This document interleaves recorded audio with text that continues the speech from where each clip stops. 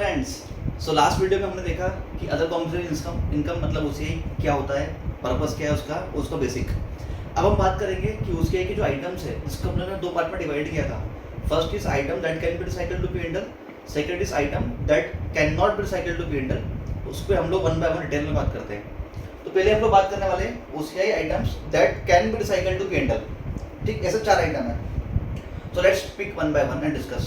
The first is revaluation gain or loss on investment in debt instrument measured at FVT OCI as per Ind AS 109.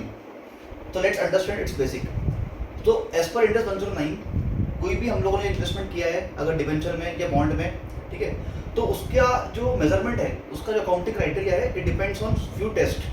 ठीक है, तो जैसे हम लोग business model test follow करते हैं, ठीक है, तो उसमें होता क्या है, अगर एंटिटी का इंटेंशन लॉन्ग टर्म है और कॉन्ट्रेक्चुअल कैश फ्लो जो उस इंस्ट्रूमेंट से आने वाले फ्यूचर में फिक्स्ड है, तो हम लोग उसका अमोर्टाइज कॉस्ट में मेजर करते हैं।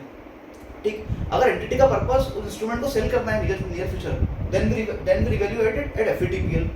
अगर इंटेंशन ड्यूअल है, मतलब लॉन्ग टर्म होल्ड भी कर सकते हैं या सेल भी कर सकते हैं, तो then we measure at FVT OCI. ठीक, तो आप ये मान लेते हैं कि एक एक्स्ट्रा डेट इंस्ट्रूमेंट है जिसको हमने एफवीटी ओसीआई पे मेजर किया है।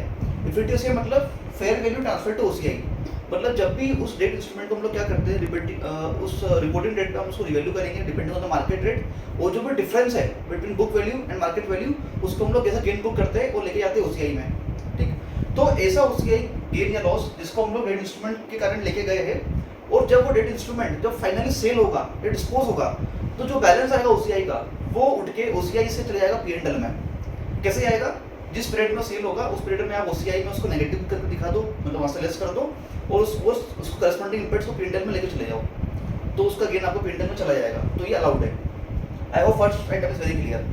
Second item, exchange difference on translation of foreign operations as per Ind AS 21।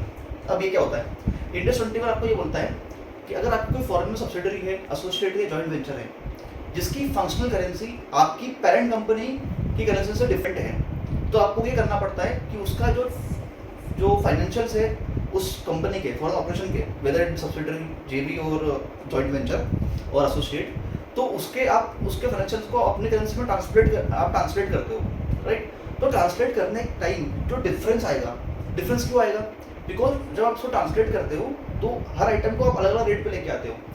ठीक है, एसेट लायबिलिटी को आप लेके आते हो क्लोजिंग रेट पे, ठीक है, अगर वो इक्विटी है या शेयर कैपिटल है तो उसको लेके आते हो हिस्टोरिकल रेट पे, ठीक है, अगर कोई आइटम पी&ल का आइटम है, मतलब इनकम या एक्सपेंस है, तो उसको आप लेके आते हो एवरेज रेट पे। तो since you are using different rates for translation, तो डिफरेंस तो आएगा ही, ठीक है, बैलेंस शीट में। तो जो डिफरेंस है वो डिफरेंस आता है एफसीटीआर में, फॉरेन करेंसी ट्रांसलेशन रिजर्व, और FCTR is finally a OCI का आइटम, वो एफसीटीआर ओसीआई में जाता है। तो स्टैंडर्ड बोलता है कि ऐसा अगर कोई ओसीआई बना है तो उस ओसीआई को पी&ल में ले जाना अलाउड है फ्यूचर में। कब, जब आप फॉरेन ऑपरेशन जो भी है आपका, उसको आप सेल कर दोगे। ठीक, I hope it is also clear. Third, cash flow hedge. तो कैश फ्लो हेज का तो हमको पता ही है, कैश फ्लो हेज में जो भी है डिफरेंस वो ओसीआई में आता है, और ये OCI can be recycled to P and L. Cash flow hedge पे मैंने ऑलरेडी एक वीडियो बनाई है फुल डिटेल में, तो आप उसको रेफर कर सकते हो। अभी के लिए आप ये जान लीजिए कि कैश फ्लो हेज का जो भी ओसीआई है that can be allowed, that is allowed to be recycled to P and L. Simple. Last, share of gain और लॉस फ्रॉम एसोसिएट और जेवी। अब क्या होता है, एज पर Ind AS 28 हम जो भी इन्वेस्टमेंट करते हैं हमारे एसोसिएट में, जेवी में, उसको पेरेंट कंपनी में जब उसको कंसोलिडेट करते हैं तो वी फॉलो इक्विटी मेथड। उसमें क्या होता है कि हम लोग जो भी गेन या लॉस किया है उस एसोसिएट ने, जेवी ने, उसको हम लोग, उसमें हमारा जितना भी शेयर है उसको हम लोग पेरेंट कंपनी के बुक्स पर रिकॉर्ड कर लेते हैं। ठीक, अब ये जो इनकम और एक्सपेंस इसको हम रिकॉर्ड कर रहे हैं, अगर ये ओसीआई की इनकम और एक्सपेंस है, ठीक है, और ओसीआई के अंदर भी अगर ये रिसाइकलेबल इनकम एक्सपेंस है, तो हम पेरेंट की बुक्स में भी इसको हम लोग रिसाइकल कर देंगे, अगर नहीं है तो नहीं करेंगे। तो आई होप आपको समझ में अच्छे से आ गया।